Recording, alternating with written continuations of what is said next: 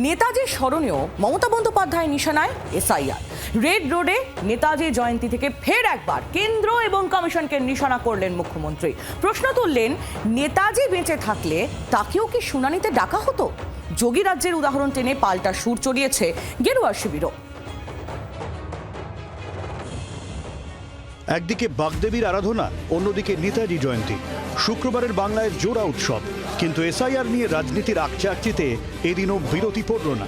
Voter তালিকায় নিবিড় সংশোধনের বিরুদ্ধে ফের সুর চড়ালেন মুখ্যমন্ত্রী মমতা বন্দ্যোপাধ্যায়। সময় নষ্ট না করে পাল্টা জবাব দিল বিজেপিও। এদিন রেড রোডে নেতাজি সুভাষচন্দ্র বসুর জন্মজয়ন্তী পালন করে রাজ্য সরকার। নেতাজির মূর্তির সামনে মালা দিয়ে শ্রদ্ধা জানান মুখ্যমন্ত্রী। তারপর অনুষ্ঠান মঞ্চ থেকে এসআইআর নিয়ে সরব হন তিনি। আজকে কি সুভাষচন্দ্র বসু বেঁচে থাকলেও তার নামটাও তাকে হিয়ারিংয়ে ডাকা হতো না? লজিস্টিক্যাল ডিসক্রিপেন্সি বলে তাকেও ডাকা হতো? কই ফের চাওয়া হতো আপনি ভারতীয় কিনা? 1,38,000 মানুষকে ডেকেছেন এবং তার আগে 58 লক্ষ বাদ দিয়েছেন একতরফাভাবে। মোট সংখ্যাটা প্রায় 2 কোটি। মনে রাখবেন, 7 কোটি মানুষের মধ্যে যদি 2 কোটি বাদ চলে যায়,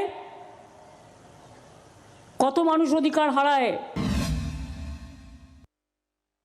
আমি আমার নামটা MA লিখতে পারি, ইংরেজিতে আমি MA লিখতে পারি, বাংলায় মমতায়কার হয়ে যায়, ইংরেজিতে আলাদা স্পেলিং হয়।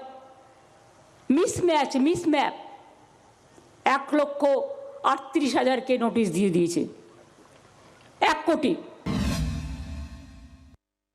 110 জনের বেশি মানুষ মারা গেছেন।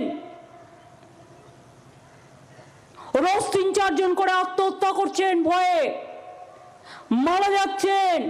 এত মৃত্যুর দায় ইলেকশন কমিশনকে নিতে হবে এবং গভর্নমেন্ট অফ ইন্ডিয়াকে নিতে হবে। পার্টির নাম আমি নাইবা বললাম।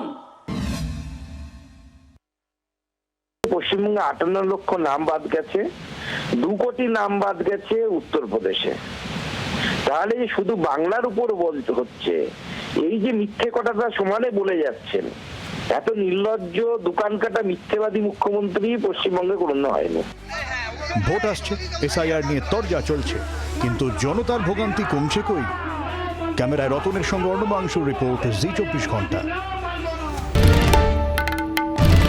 বাংলার আওয়াজ, বাঙালির আবেগ, জি 24 ঘন্টা।